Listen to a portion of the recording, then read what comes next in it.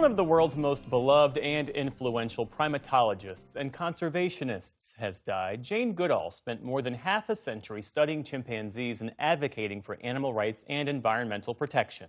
She died today of natural causes. And as Jeffrey Brown tells us, Goodall helped change the way that we look at animals and their behavior.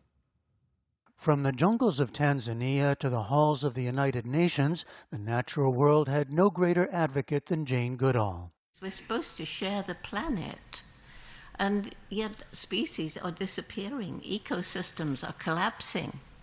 That's going to affect us.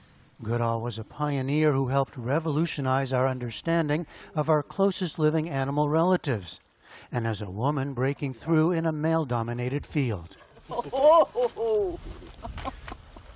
Two people.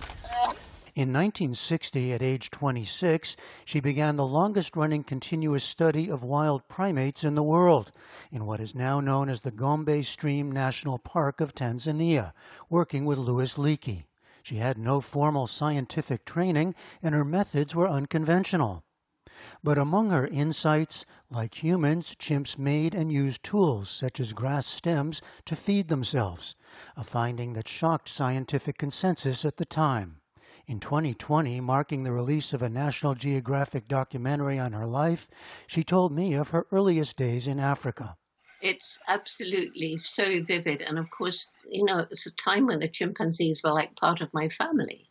And the striking thing was how like us they actually are. When I got to Cambridge, because Louis Leakey said I had to get a degree, I was told I'd done everything wrong. I shouldn't have given the chimps names. They should have had numbers. I couldn't talk about personality, mind, or emotion. Those were unique to us, I was told.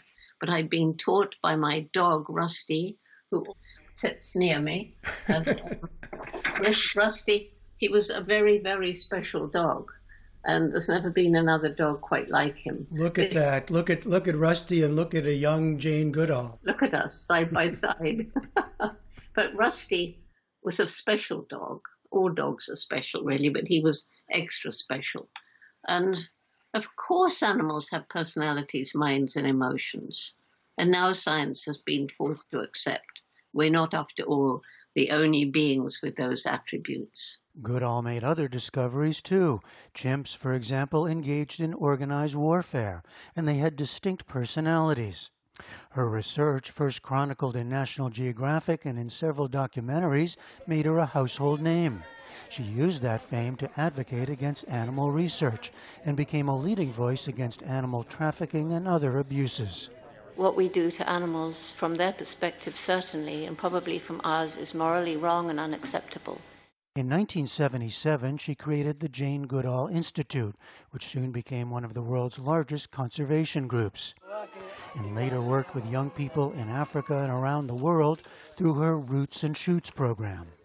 She continued her advocacy until the end, still traveling nearly 300 days a year. Some of us could say bonjour, some of us could say guten Morgen, and so on, but I can say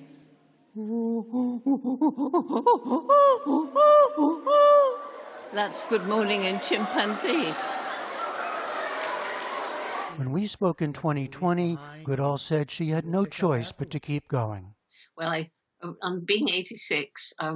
Obviously, the time I have left is slowly shrinking, which means I have to work ever harder.